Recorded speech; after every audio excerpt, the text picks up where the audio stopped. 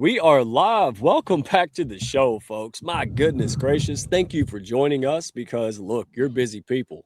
Probably got kids and all kind of things running around. So if you don't know me yet, my name is Mike Asherbrenner, professionally known as the Redneck Connector, proud and humble leader of the Hounds of Business community. And this amazing lady too, this way, I think. Yes, on their screen it's this way. April Wyatt, she is extraordinary. She has been doing so much work behind the scenes with hashtag She Wins March, along with one of our special guests today, Lachelle Atkins, America's Supermom, who hopefully doesn't get kicked out of the ball field, and so she'll be able to make it. All right, so let's get this going. I'm not. I'm going to go straight into this conversation because I have a feeling we could do 3-4 hours and no one would be tired or bored. What do you think?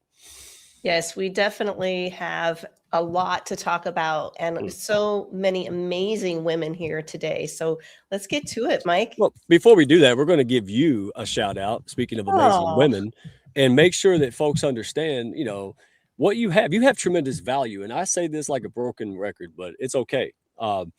Because you know how people do events and then they're like, "Oh, this is great," but it's a lot of marketing. Nothing wrong with it, but when your folks leave an event, they don't stop talking about it. Right? It's constant. It's because the impact is so real. So mm. just share us a little bit because I want to. You got what, 8 spots available or something? No, And I only who's have this for? 6 spots available now. So Okay. this is definitely a transformational experience. It's just not a retreat. Yes, you can go lay on the beach right there in Bali. It's in the northern shores where this resort is.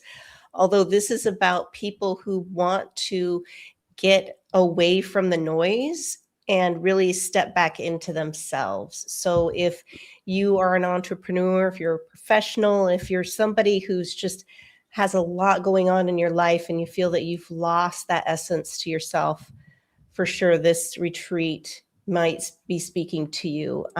Anybody who is curious about travel, you need to get to Bali, right? So you Yeah. have to be adventurous and also curious about other people and culture because we like to go off property and go on a waterfall tour and experience some of the local culture. So if that sounds inviting and you can see yourself there in Bali, you're already halfway there. So DM me, take a picture of that little QR code down there and get more information. We're going to have a live call actually this Friday, 3 p.m. Pacific Standard Time, 6 p.m. Eastern. And we're going to talk about what we have in store for you and what our why is and why this is a different experience from anything else.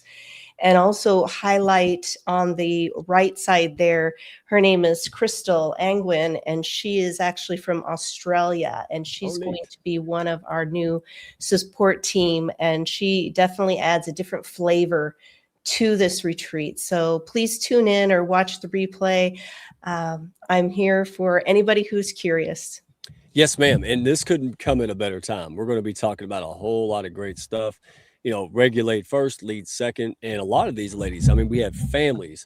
Right? They juggle so much. And so this is a really good time for these ladies to reconnect, go back, plug in, recharge, and they make a lot of great contacts, friendships, business things happen. So thank you. That's what I want to make sure because if anybody needs it, it's a career woman with a family and 50 other balls juggling in the air. So thank you for doing that. Right.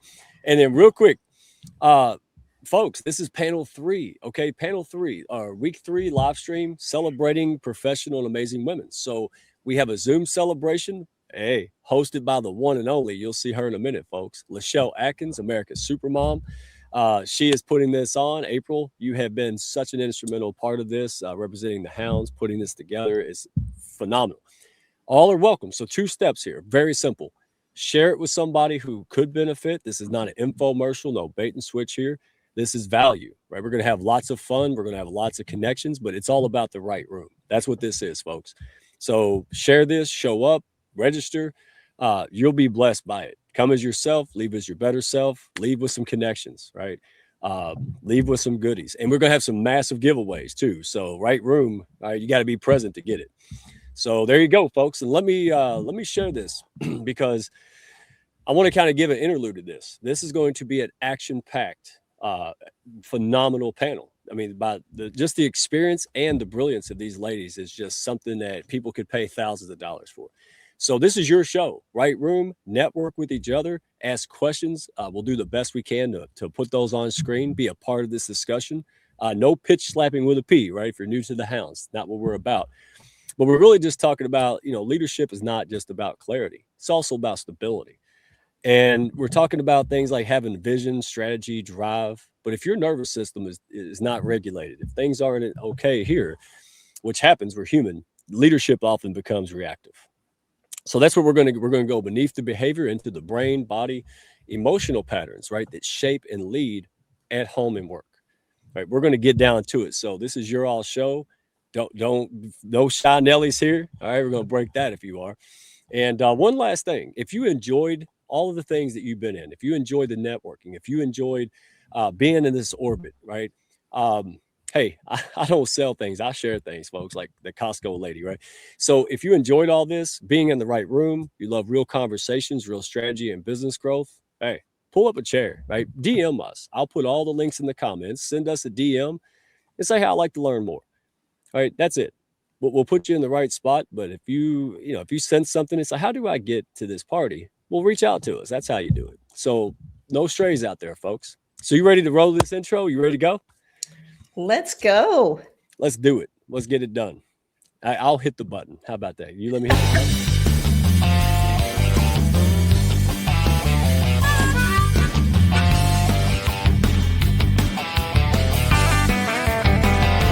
Are you looking to grow your network and your net worth with other high-level, heart-centered professionals?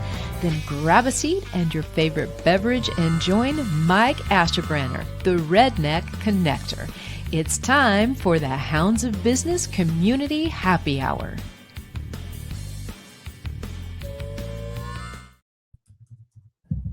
Oh my goodness, they're here like magic. How about that? So I'll tell you what, I'm going to give my little rendition. I'm going to make y'all blush as best as I can in about 10 seconds each. And then do me a favor, introduce yourself for folks who for some reason may be new and don't know who you are and who you serve. So let's start. I'm going to pick on this lady. Come on, Supermom. You already knew I was coming after you. Huh? Can you hear me? Uh-oh. Supermom, can you hear me? She's still hitting buttons, she's just smart. She knows it. All right, let's go to Dr. Rowe.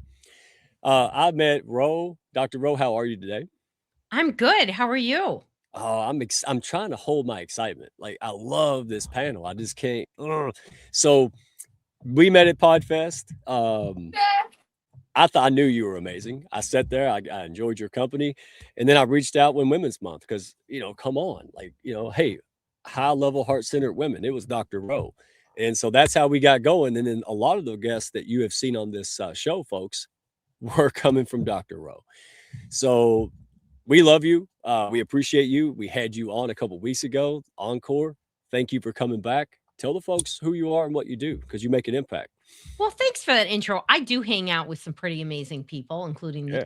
including you all. So, right, you are who the people you surround yourself with, and so I have the privilege of some pretty awesome people.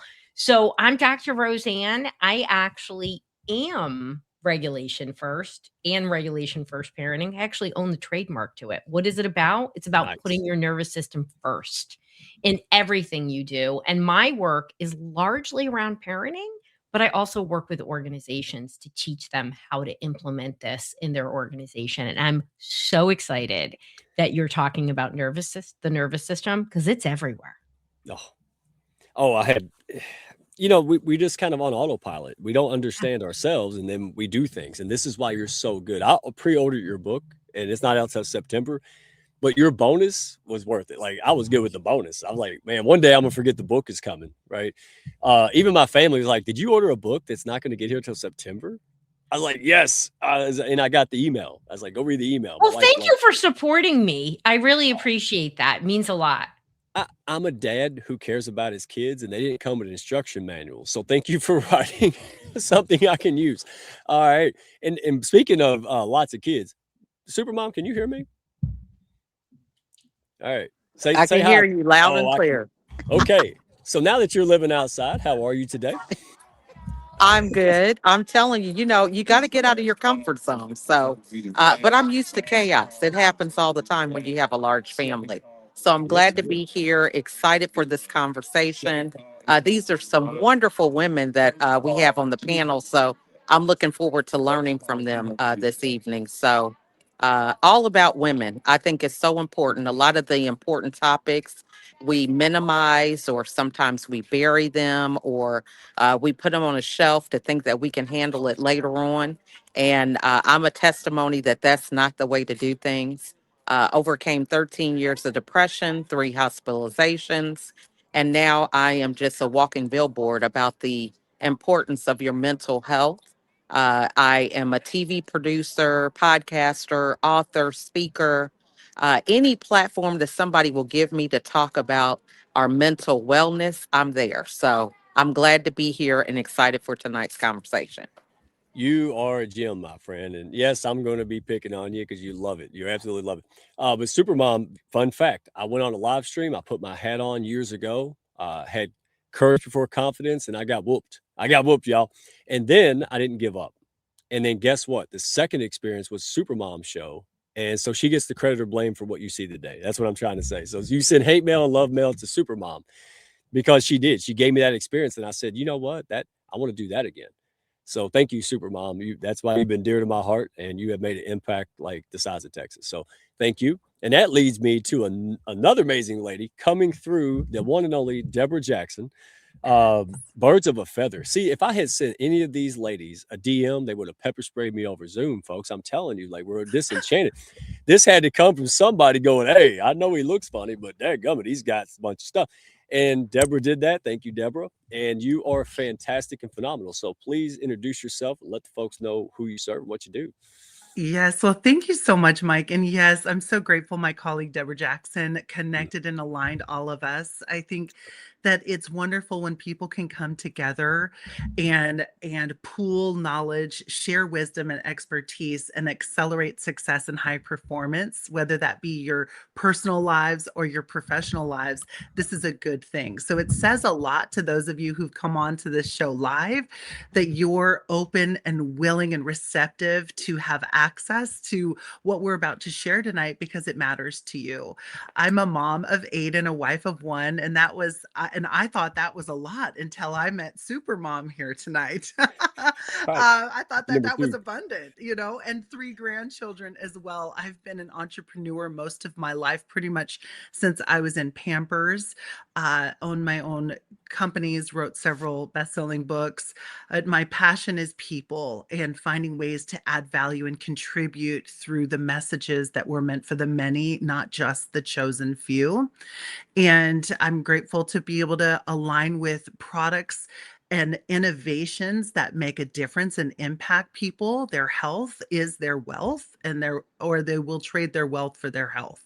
So I'm very passionate about that, as well as providing insight for folks that supports their professional development so that they can experience the life they imagined sooner versus never. Absolutely. And you are number two. And that's not, usually you win with the 8 kids, but look, Supermom's got the Atlanta Falcons in her house. 15 is a football team, right, gentlemen? There's gentlemen in the audience supporting you ladies. We get to do that in June, maybe. Don't tell nobody. So I'll tell you what, I'm gonna throw it out there. I want to cover the foundations. And we're gonna start with the lady who literally wrote the book and the trademark. We're gonna start with Roe. All right. And chime in if you like to chime in, but I'm gonna ask all of you, Dr. Rowe, here's the first question. Uh, what does nervous system dysregulation actually look like in real life? Like not clinically, but practically. Yeah. Well, even though we're hearing so much about nervous system dysregulation, emotional dysregulation, these aren't clinical diagnoses. Really, what it is in the real world is you're either over or under reacting to things maybe you shouldn't be. And so it's when we start to feel maybe petty annoyance, more than we should, or we're bubbling up and getting irritated, or we're having a hard time sleeping, or we're zoning out. Those are signs of understimulation, the zone outside, and then overstimulation, the irritation, the agitation sign. And really, they're just clues that we need to regulate ourselves and it's not as hard as we think it is. Oh, I don't know what she's talking about. I've never done that. Right? Look, watch the comments go to 55. Like, come on. Look, Supermom's like, really? I've known you for years. So, ladies, pop in, chime into that, or from your own, because you all bring a different perspective, right? So Definitely. it's not right or wrong. That's why I chose you, ladies, because you Yeah. come from a different angle. Supermom, you have really, I love your story because it's the realest. 13 years of depression, Mhm. down, and then to pull yourself. I know what that means. I've done it, right? A lot of Mhm. folks have done it. And a lot of folks want to do it more importantly, right? And a lot of Mhm. inspiration. A lot of people are going to take steps from this talk.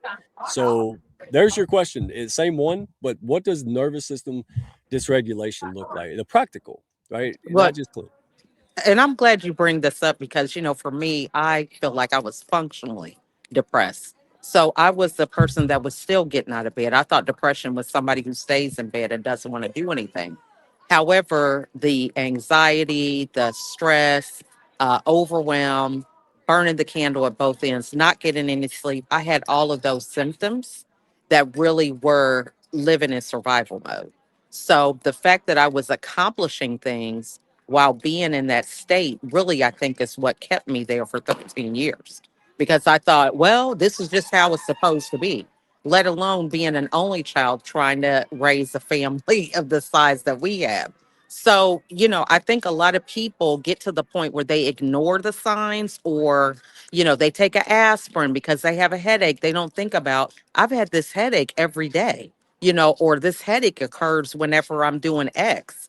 And so it's really just the point of not knowing yourself. I really didn't know the signs my body was giving me because I was still pushing beyond the signs. So I think it's important to highlight some of these things so people can start shining the light on some things that are triggers or maybe reoccurring things that they're stuck in and realizing that they have the power to change that, if they just get with different people or sometimes just do the inner work on themselves to change the situation. By the way, I feel like I'm a news reporter on site. You know how it's like the people are out in the field? I'm a field reporter today. This is hilarious, okay? You are. People How's the are weather out looking and there? they're like, what is she doing? Yeah, Supermom, can you tell us the weather right now? Yeah. All right. So you are phenomenal, and I wish Back to April you, would Mike. host.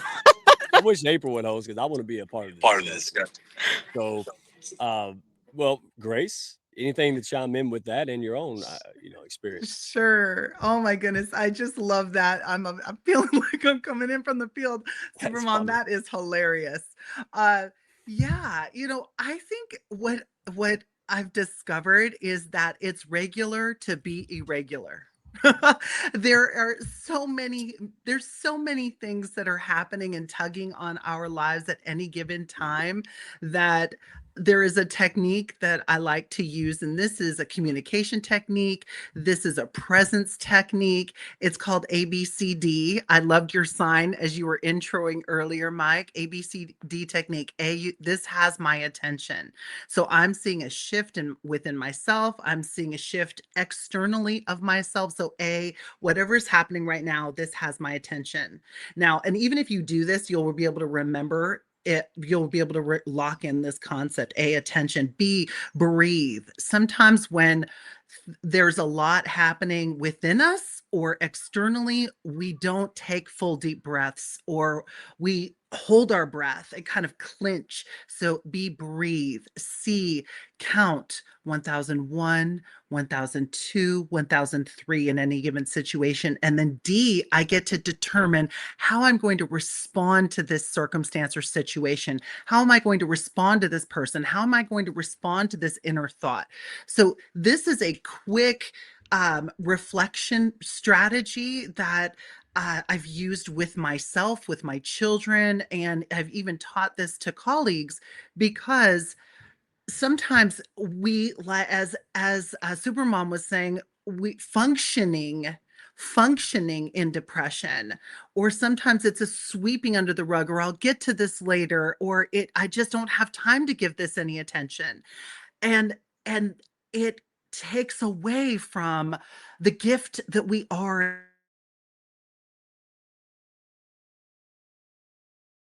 ignorance, and it's not ignorance, it's ignorance, um, we're not showing up in our greatest expression. We're not really giving from our overflow. We're probably giving from empty. And that is not a sustainable strategy. So, those are just a few thoughts that were coming to mind as I was hearing the ladies share their perspective and brilliance. Absolutely, because when I thought of you on the show, I thought experience. Like, it's not your thing, but you've been through it, right? Everybody hears from the teacher, but I like to hear from the student, somebody who's just like, yeah, I went, what the hell, And so, Dr. Rowe, let me go back to this because I find this intriguing. It, I hear this theme constantly, and I hear it on the show today. Self-awareness, right? That's kind of what sticks out because I know the day that pulled my head out of the sand and it said, "Hey, you have a problem." It was the scariest. I mean, I was terrified, but that's why we do maladaptive things, right? It's why I drink and all this stuff. But the day you do that, and for me, it was the catalyst was I don't want to pass on generational baggage, right? Because we're talking about a lot of parenthood here. This is part of, and you can't teach what you don't know. So I was more scared of passing that on, and my daughter's growing up to be more of a train wreck than so I want to touch base on that because I know there's a lot of folks feeling that way. You ladies at some point were able to go, "Hey, I'm going to face this." But that's so hard because we feel broken, weird, guilty, right? We feel shamed. Like, well, if I open this up, then, people are going to think I'm terrible and, right. So can you address that? Because there's a lot of people that no matter how good your playbook is, no matter how they're just, can you speak to that at all?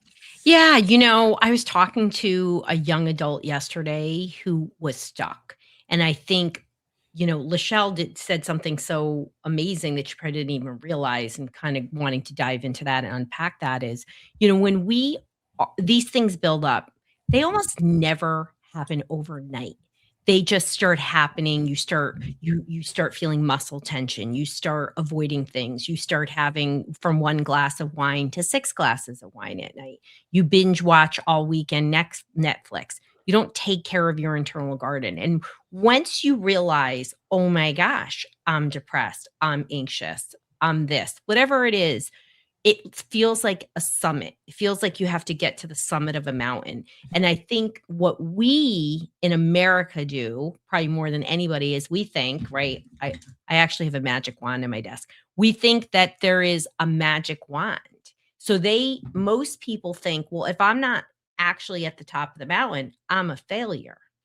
And we have to unpack, we have to be different. We have to say, I'm taking that micro step. The power is actually in the little moments that teach your nervous system to be calm, to regulate. It doesn't just turn on. You can't take a pill. These are things that we do that create capacity. I talk about the nervous system as, a cup. And so, you have a stress cup and little things go in it all day and fill up, but you can actually add things back in. And so by teaching our kids this, by practicing this and showing the people around us that we practice, we can really counter when people struggle because when you're talking about, I mean, Lachelle will share her story and what it was, but a busy life, having kids, all these things just piled in there. Wasn't like somebody, she got robbed and then all of a sudden she was depressed, or there wasn't a single thing. It was everyday life activating your nervous system. And she wasn't taking care of her garden. And the moral of this story is little things you do make a huge difference one way or the other. So why don't we take micro moments and build that regulation to relieve some of the stress that is really crippling our society? Okay, I want these ladies to chime in, but I have to get this I in. Go yeah, ahead, I please. love that analogy about the summit because, I was an only child. I was a high achiever, and I was raised with the attention and accolades around honor roll and gifted classes and all these things. So then being a mom and not getting that feedback and that recognition, I just didn't know my identity. And I think a lot of times as women, we feel like we're supposed to have all the answers, and then we don't know how to ask for help. We sometimes can't even verbalize, when you're going through challenges physically or emotionally, there are no words to sometimes even describe how you're feeling, you're thinking, in a way that makes sense to people. So, being able to take some time to reflect and have that ability to know yourself and know what your triggers are, know what makes you happy, what makes you upset. These things are very important. And taking that time to be intentional. I love what she said about the micro moments because, no one is going to tell you to do these things. You have to make time to do them for yourself. And so finding the right people that you can connect with. And for me, when I got back home from my last hospitalization, it started with just simply deciding that I wanted to be happy. Now, happy is not going to be happy things every day, but it gave me a mindset shift to where I understood that I could pack happy moments into my day whenever I needed it. And so from there, I began to understand that, I can't blame other people for my situation. It is up to me to be able to fill my days and moments with the things that I need when I realize through what Grace is saying, that attention of seeing that, hey, something's not right here. And then making sure that I'm the one that addresses that. Because if you wait on other people, which I had done in the past, I'm ended up in the hospital. So I think that's a very important point to bring up.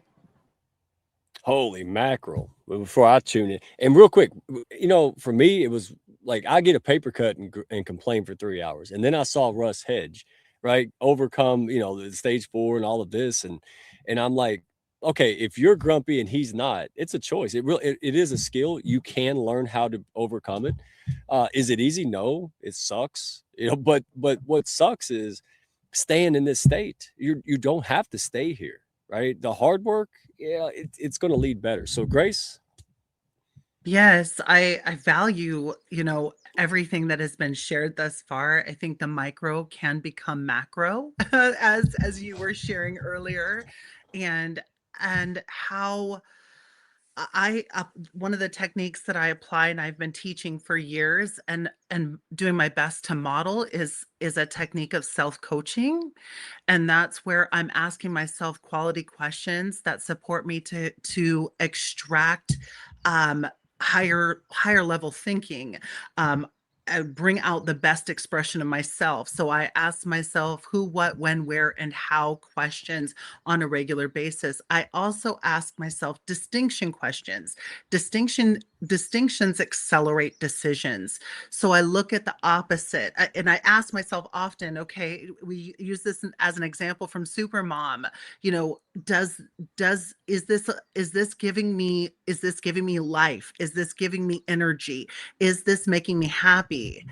And if not, what would make me happy? What would bring me joy? How do I prefer to feel on a daily basis? What kind of example do I want to be for my children and future generations? Is this hindering or helping? So distinction, to being able to identify the opposites, to be able to quickly make a decision of, most people are so clear on what they don't want out of life, and they complain about it, and therefore they get more to complain about, and they get more of what they don't want out of life, versus being super clear what we prefer to experience and what we prefer to be our life, our life story. And it's not always grand, and we're as long as we're taking action each day, or being mindful each day of our preferences, we're so much more likely to get there. People are so clear on what they don't want, but haven't really invested the time to identify what they would prefer. So I love that Supermom is at a track meet, because it's her daughter's, she has kids in this track meet, and she found a way. We can either just complain that this is the situation, or we can be a show host for the day and show up anyways. So those skills I highly recommend, because you carry yourself everywhere you go, and that is always the more beautiful answer for the more beautiful, always the more beautiful answer for the more beautiful question. I hope that will bring value to people.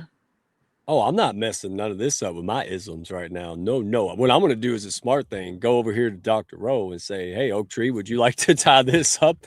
Because I Yeah, imagine you I mean, probably, I yeah. think there's so many pearls in here, and you know, we are talking. We brought in a very heavy topic of depression, and what is depression? It's the nervous system shutting down, and so thinking is not what they want to do. Feeling is not what they want to do. We have to get them to reconnect to their body and start small. And when you are stuck in any way, shape, or form, you have to start as small as possible. And that's where those little actions, as Grace so beautifully said, can turn into macro actions.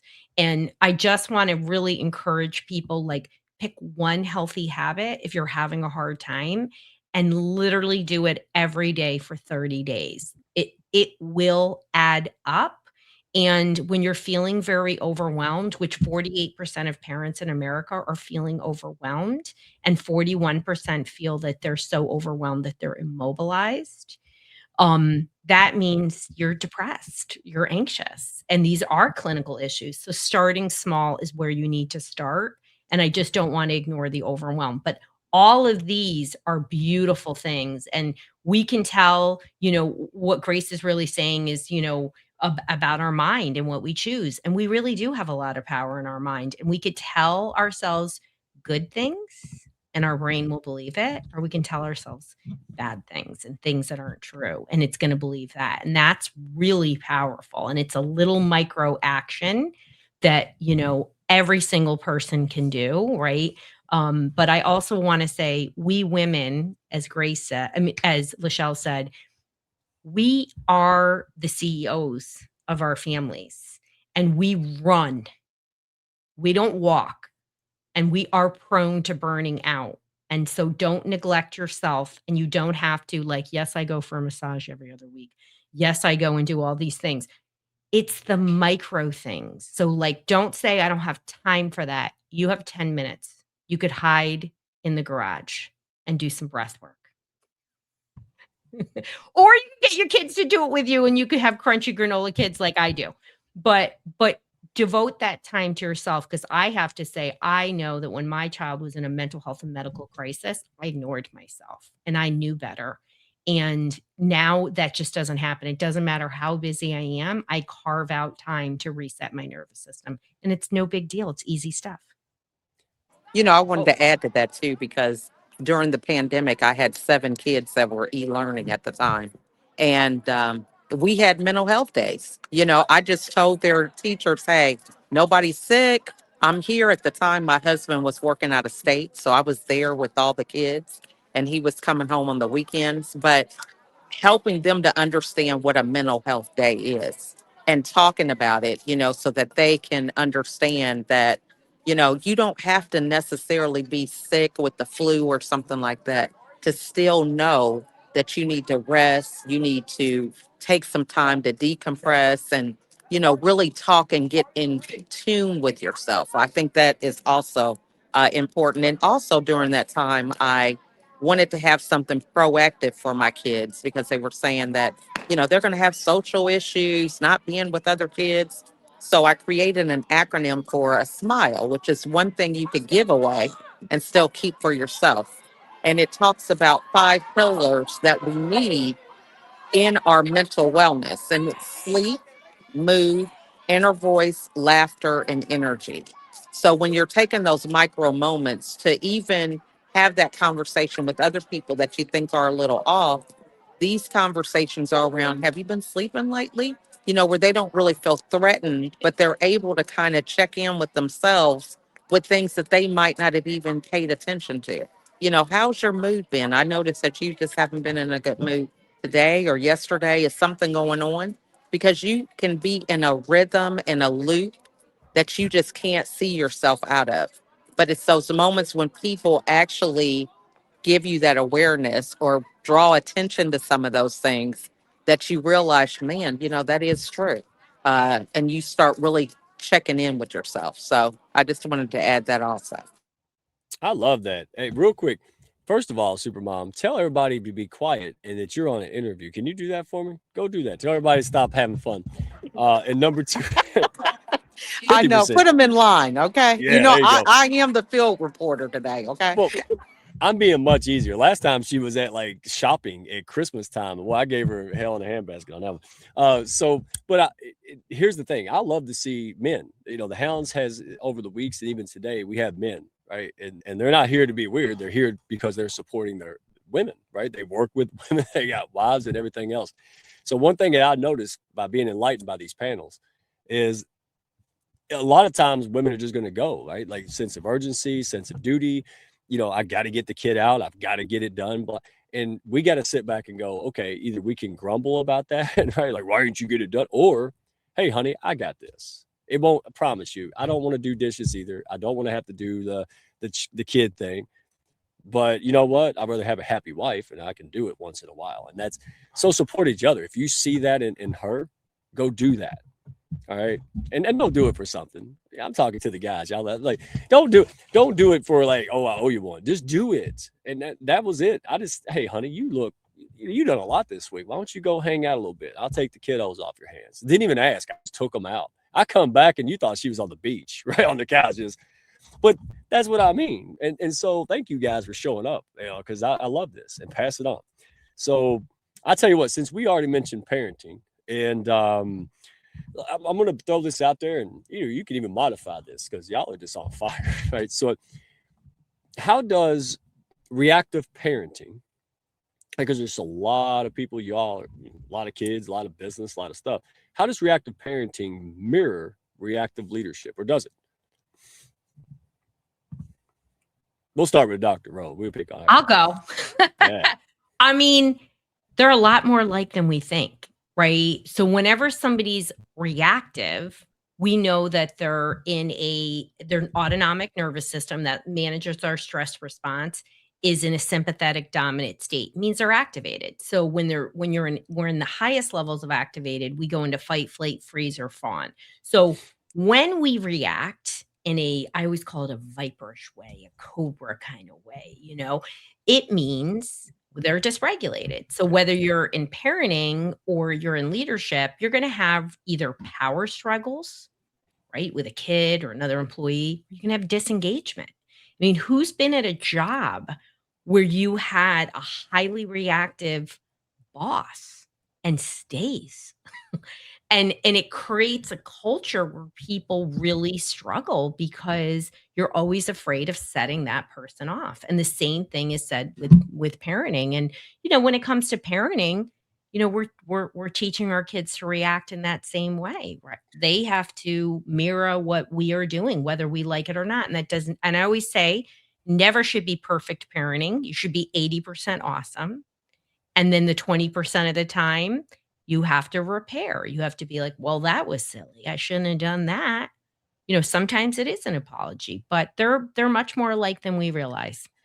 Oh my gosh. Like the other day I said, my oldest just turned 13. And so she found potty words. And I'm like, I don't like this. And my wife is looking at me like, potty words.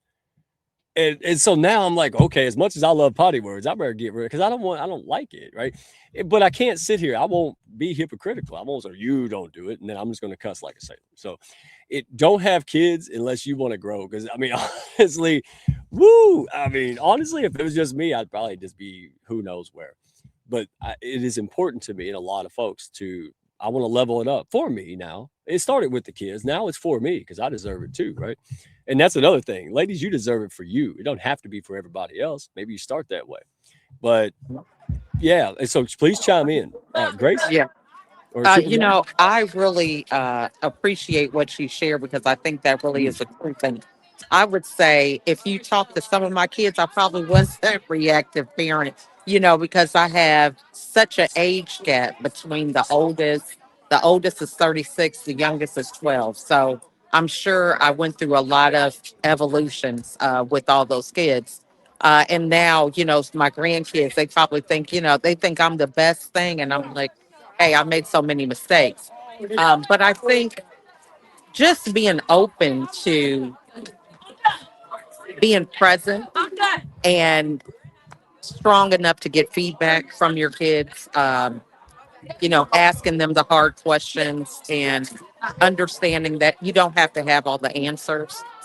Being able to be in that space is so important because there's so many things that are changing at a moment. I mean, these kids have different languages, they got different technology. It's just hard to keep up with everything if you don't have a connection and a relationship with it. So I think just being willing to admit your mistakes and talk to them about that, that's the best model that you can have because not everybody is perfect, and giving yourself grace. No pun intended, but you need to give yourself grace because you're not going to have all the answers. Every child is not the same. They're not going to have the same friends, the same experiences. And so when you are open to learning from them, just like you're teaching them, that's when things will turn around for you. So give yourself some flexibility, and really get to know each child because not everybody beats to the same drum. So taking the time to really foster and nurture those relationships with each one of them, I think is also important with that. I love that so much. What was stirring up for me was being quick to listen and slower to speak. A reactive parenting or reactive leadership is quick to talk, quick to, as Dr. Roseanne said, like the viper, the cobra coming out at you. So again, how can I how can I give this person, how can I give myself and this person um a willingness to ponder, that when emotions are high, our logic can be very low. And when our logic is over high, our emotions are out of the picture. We don't care how someone feels. We're striking, we're attacking and non-intentionally.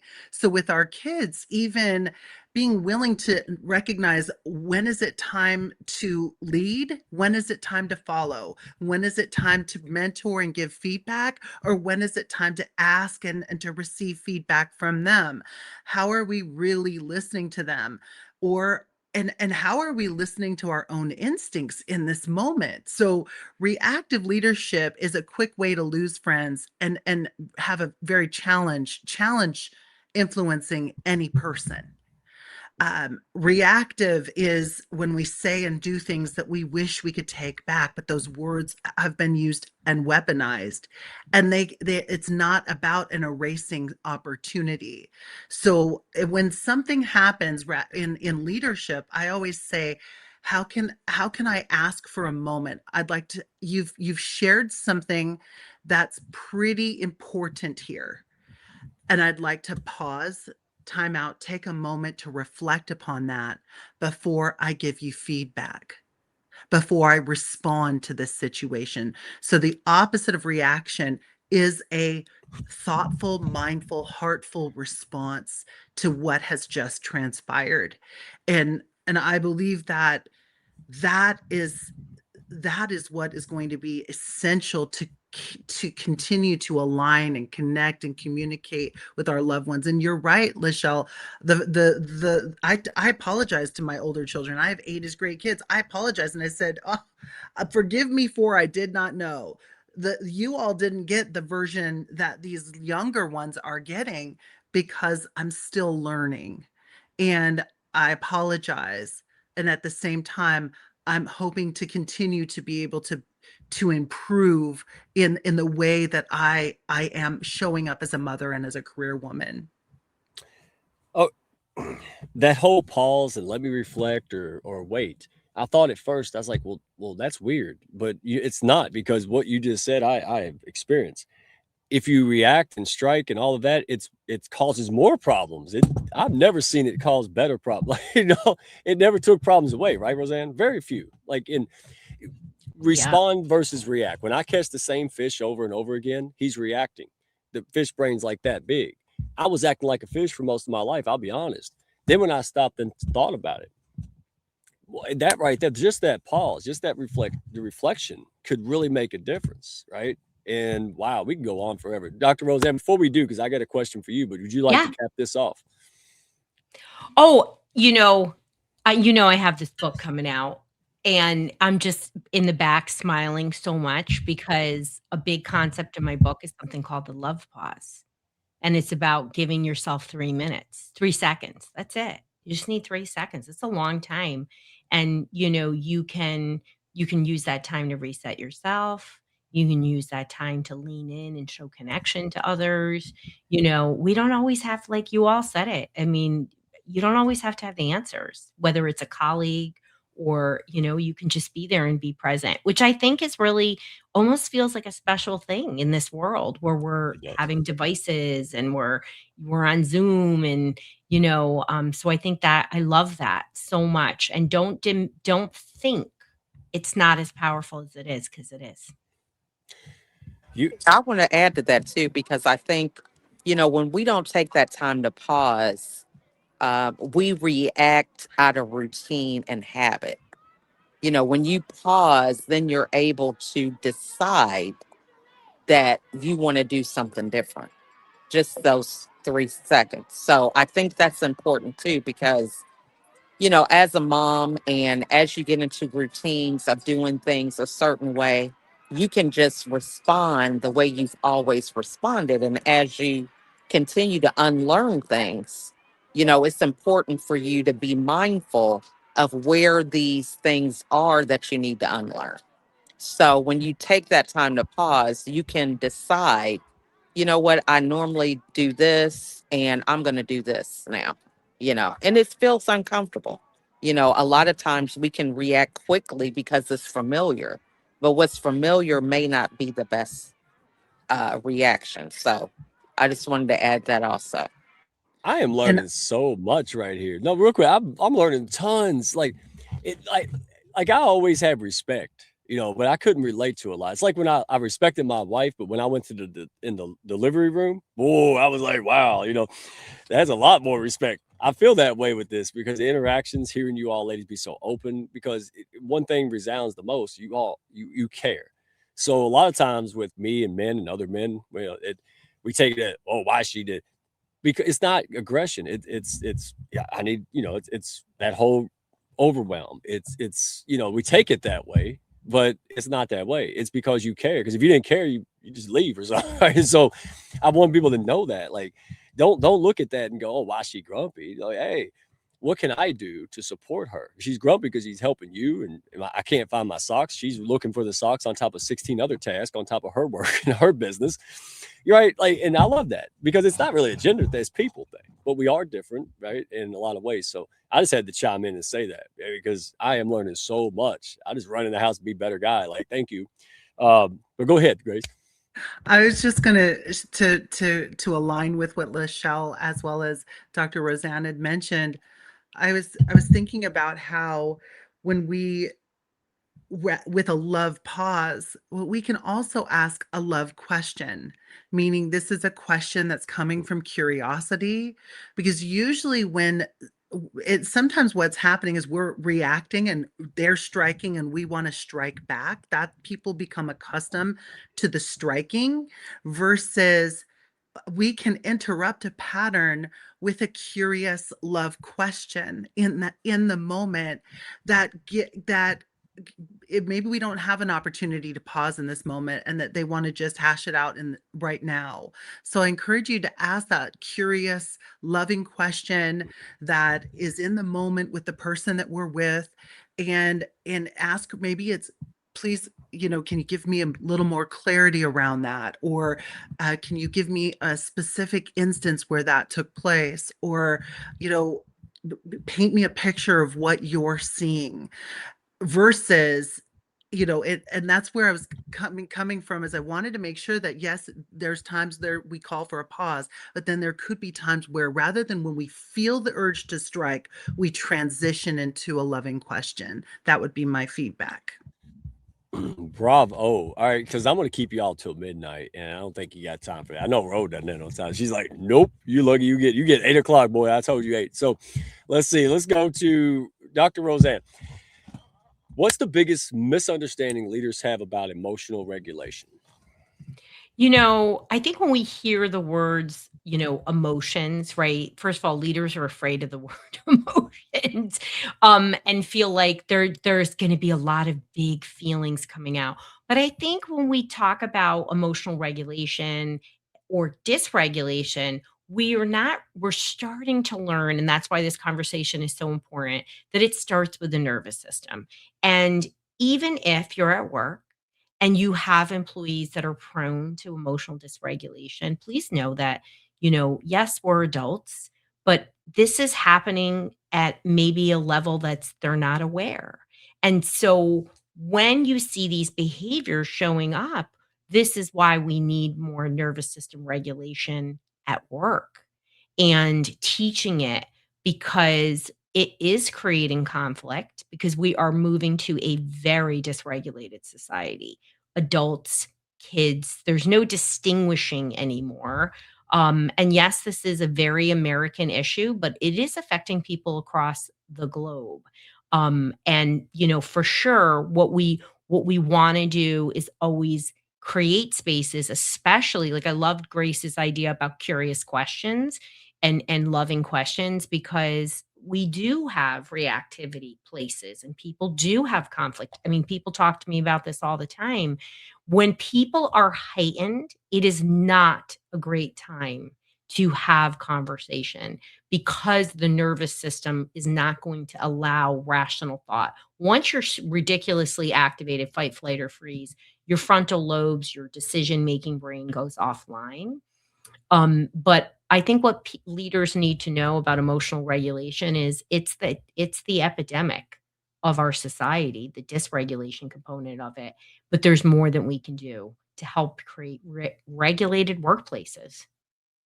I only smile because I thought about, me and my wife been together 24 years and we'll still occasionally like two gorillas just go at it. Like we know better, but we're human beings. Like our brains just change, the midbrain and Mike, stuff. why are you not just doing what she says? That's the problem.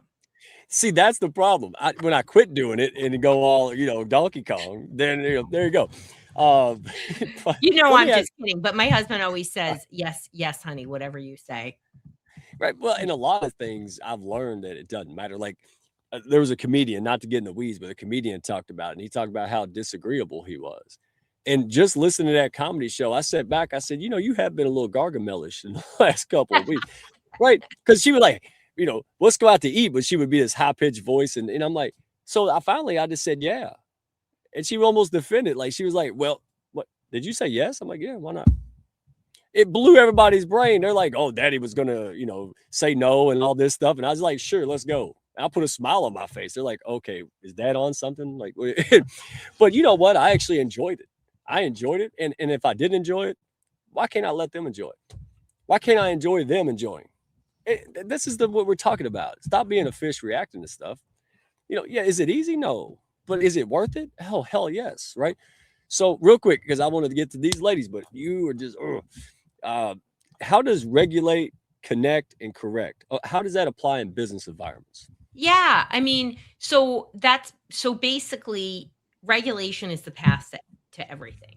You're not going to be able to connect. People aren't going to be able to receive feedback or learn. That's what the correct is about, until you're regulating. Mm, So you can start that process by being regulated, because co-regulation is when people borrow your calm, right? And we know this as parents. When we got it together in the 80% awesome, we're like, oh, that went better than I thought. yeah. But this is also in classrooms, this is in workplaces. And so know that connection and learning are just not going to happen, maybe at all, unless you focus on regulation. Wow. Yeah, I love brilliant academic brains that actually lived it. All of y'all are just so on point and believable. I hope seriously, I'm going to do everything I can to get this out, because I know so many lives will be touched. So many women and men will be like, wow, okay, it's not just me. Because we think it's just us. We're the only ones that have issues and changes. And like Goggins says, we're just other people just better hiding it than we are. It is the truth, is it not? And that's why we do this, because it's okay. Well, I got problems. They just hiding it. We all got problems. Anyway, let's go to Supermom, because woo, birds of a feather flock together, my friend. So you battled depression for 13 years. How did that affect your leadership, and what shifted when you chose recovery? I think the thing for me is removing judgment. Mm. Coming from a high achievement background, high performer, I felt like if anything was done right, it had to be done a certain way. I was very particular about things following a rubric or a blueprint and things of that nature. So when I learned to give myself grace and also understand that the things in my head were not always true, because I would think things and believe things about people and maybe what their response was going to be. And I never even asked them their own opinion, because I was in this negative thinking. And so I think when you are challenging your thoughts with facts, that's a good thing to kind of start beginning to do because, I was really my own bully. And so I learned that I had to be honest about a lot of my expectations. And, that was driving me to feel like I had to be perfect in everything and burn the candle at both ends. And, instead of asking for help, I'm just trying to relearn a whole bunch of stuff that I'm not gifted at instead of just asking somebody and trusting. But I just had this fear that I had to have all the answers and know everything. So for me, removing that judgment allowed me to uh, give other people space and grace. And it just took the pressure off, you know, took it off. That constant resilience. That's what I see and I hear you talking about. So, what is that resilience actually looked at like day to day? I think it's just really being present. You can't be resilient if you are not fully grounded. I mean, being able to show up. There would have been a day I would have been like, oh my gosh, I can't be on camera. I'm at a track meet. What are they going to think? But I've learned over time to include my children in my brand, hence the name America's Supermom. Now I feel like, I struggled with thinking I can't have a career and be a mom. I had to choose between one of them because I couldn't do them both. But now that I'm able to embrace fully who I am, I feel like I can show up and, hey, this is my life. My kids are here with me. So I think that allows me to be resilient because I don't feel like I have to be a certain place, be a certain way in a certain place. I can be me everywhere I go. Okay, look, I'm Roseanne, uh, Dr. Rowe, ladies. I just got an idea. I want to translate the brilliant, eloquent things you say into redneck speak. That would be so. Here's what I heard Supermom say. Supermom says, "Stop giving a shit about stuff that doesn't matter anyway." This would be a fun show. Like, let the ladies talk. We'll push pause and then see what the redneck can translate. Right? Well, I guarantee you, we'll have 50 million rednecks watching this. It'll hit a lot of people. So I love that. So let's go to Grace because again, Dr. Rose said we ain't staying till midnight. We'll come back. So Grace, this is one special made for you, my friend. How does faith anchor emotional steadiness in chaotic moments? What role does that? Um, well, yeah, I mean, belief, faith, and certainty. It's interesting that um, I believe that every thought that we project and every statement that we make is a prayer. And so it's like that we're asking for more of that or more of something similar. So being very mindful of my having faith that being mindful of the message that I'm putting out there is valid and important. Um, I think also when it comes to faith, it was interesting. I had people in a business setting that would tell me often their limited beliefs. They thought, I'm going to save you the pain of something not happening. So I'm gonna try to fix this for you and tell you in advance that don't get disappointed if it doesn't work out. And it was funny because again that ties in your faith. of believing that it is done. And they would say, oh, Grace, it's not done until it's done. It's not done until the contract is signed. And I said, oh, yes, it is done. It's signed in my mind. It's actually signed in my shower every morning. That contract is done. And when the contract became done, they were all hip hip hooray and cheering and excited. And I was like walking in with this certainty and faith, knowing that it was, if it was meant to be, it would happen. And it's not on my timing, it's on his timing. And that I'm going through things to be able to learn those lessons, to be able to transfer that experience and knowledge, that what, it's not the roadblock that's before us that matters. It is our willingness to work through that roadblock, our faith that we can overcome any circumstance or situation. That is the key, my friends. So having that certainty every day, and having the faith that, what, I'm not going to do it perfect, but doing it is more than not doing it at all. Perfection is a quick way to sabotage our success and our gifts. It's a very accelerated strategy and weapon working against us. So I know that was several thoughts in one big question, and I feel like, gosh, Oh, that could have been hours, Mike. That could have been no, hours of no, topic. no. I'm sitting here going, you have no idea. Like, we're not getting into the me hour or nothing, but it, I, you're absolutely right. I mean, Dr. Rowe, ladies, and I'll close up with this one. I'm going to go very stoic again, but here's what happened.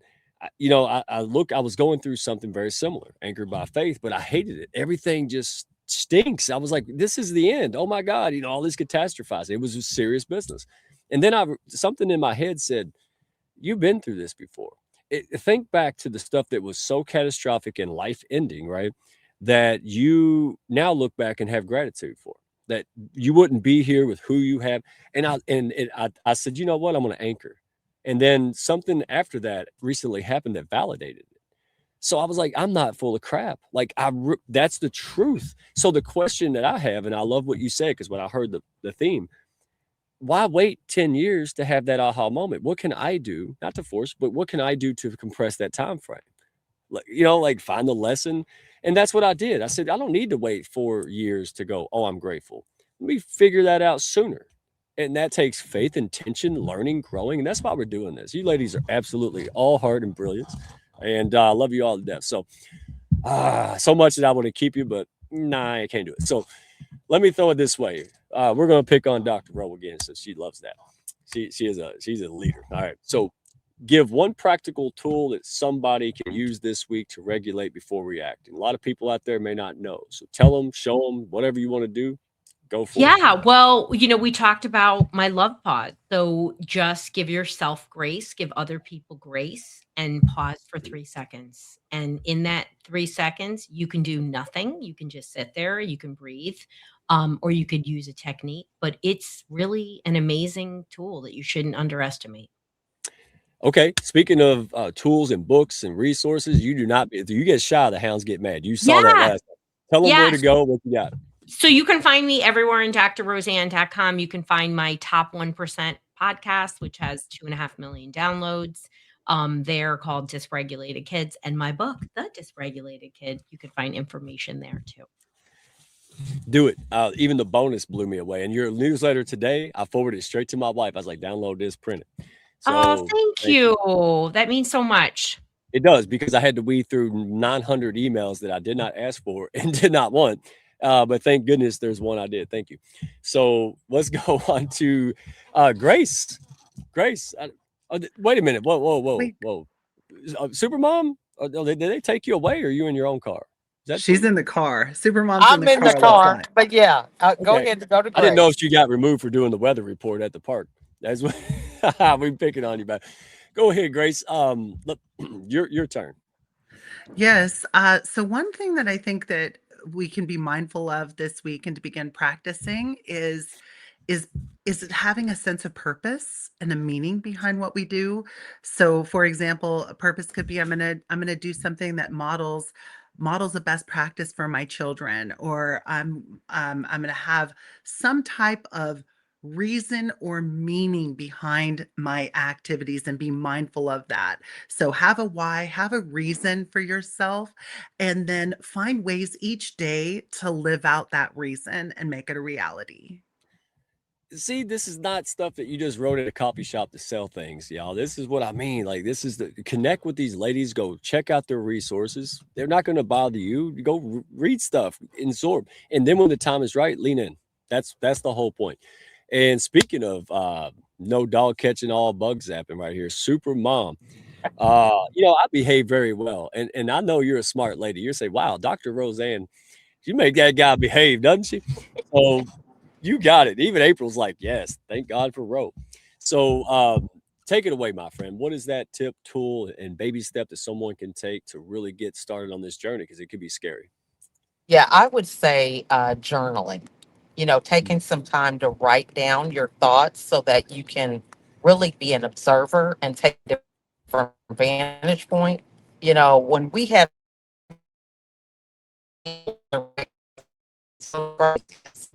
speaking from experience. So when you're able to put those thoughts on paper and really look at them, it allows you the opportunity to, again, decide how you want to show up, what you want to look like in the lives of the people that you're around. And so this will allow you to do those things in baby steps in a way that you feel that you can handle transition with some of those things. So getting some paper and simply writing out those thoughts. Well, other than Women's Month and coming to experience, your ecosystem, we're kind of your guest on that platform and this whole collab. Where else can people go to tap in and find? You got a ton of things. So where can they go find out and tap into your stuff? I'm fortunate enough to all the work that I've been doing is people can just Google me, because I have There been you go. everywhere doing all the things because I feel like, depression is an important topic. It's taboo for a lot of people, but it's so important to raise the conversation everywhere you go because it is something that everybody can struggle with, men and women alike. So, and even children now that we have this situation with the pandemic, post pandemic, social media, all these different things, it's important for us to be comfortable to talk about our mental wellness. Absolutely. Oh my goodness gracious. And you said journaling and about everything. Let's bring April up because she's going to be like, I've been telling this guy this for like 2 years, right? And she has been an amazing guide, and I warned her, so hopefully she's ready for this. This last time I just snuck her up here, and she's like, oh no. So are you ready? Let's bring her up. There she is. Hey, You this has pushed. been such an amazing event, ladies. I'm telling you, everyone is just like, what? In the comments, and we could continue this for sure. We'll have to definitely have you back. You are the special three, seriously. Oh yes, yeah. This we got to make sure. I'm gonna pull some strings and say, hey, y'all, other people get this out of here because this will impact so many lives. This was so spot on, y'all, ladies. Deborah, again, thank you for the introduction, and to Grace, Supermom, thank you for liking Redneck. I don't know. I mean, you have been an instrumental part of our lives, not just mine. And it's an honor to get back together and do things. And Ro, my goodness, we may not have known each other that long, but it feels like in a positive way, like we've known each other for a very long time because I feel like we made a big impact together already. And it's been phenomenal. You all are amazing. April, here's my soundboard. That's my that's the Redneck soundboard. You deserve that. You are absolutely phenomenal. And thank you. That's all I got to say. Here's my takeaway, and we'll close. Um, Mental wellness, not optional. It's infrastructure. Strong families build strong leaders, right? And regulated leaders build strong teams, right, Ro? So this is it. If this conversation resonated, don't keep it to yourself. Go check out the websites, reach out, have that courage before confidence, right? Stop hiding it. Stop feeling alone. You're not. Okay. People aren't judging you. They want to support you, but you have to go out there for them to see that and know that. Okay. So support the May event we got coming up, and I'll post about that. We got Women's Month coming up at the end of the month. Tap into that. You've got April's retreat. You got Rose books. You got resources. All right. Do it. because the world needs you. Once you get leveled up in your best self, you can make an impact, and look around. The world needs this. And last shameless plug. Hey, no strays out there. If you need people, resources, and support to get that done and move forward, hey, that's why we exist. That's what the Hounds of Business is. Right room, right people. All right. And we are flying high. We're getting elevated because we are not joking. I want to leave a legacy that outlives me, and I'm not alone. So, ladies, love you to death. Folks in the comments, and Sam, when you mentioned journaling, I know Eco Sam went crazy because she told me I had a hard. I bet she did. I didn't even look, and I was like, she told me, she's like, hey, go sit out with the sunset and journal. And I'm like, yeah, I'm like Ice-T now. Remember Ice-T used to be gangster in the 80s, but now he's hanging out. He was hanging out with Betty White, drinking tea. That's me. I can't have street cred anymore. But you know what? I'm joking. I'm happy. I'm living, and this is a dream. So, ladies, thank you for all you do. We will see you on week 4, final panel. All right. This is going to be leadership. Oh, you don't want to miss it. My goodness. It's just going to keep going from here. And we will see you on the next one. So, April, would you like to hit the outro button? I sure will. You do it. Well, everyone, and take a breath. Y'all. Thank you. Thank y'all for stopping by. Be sure to follow, share, and like, and send me a message if you had fun today. Y'all come back now.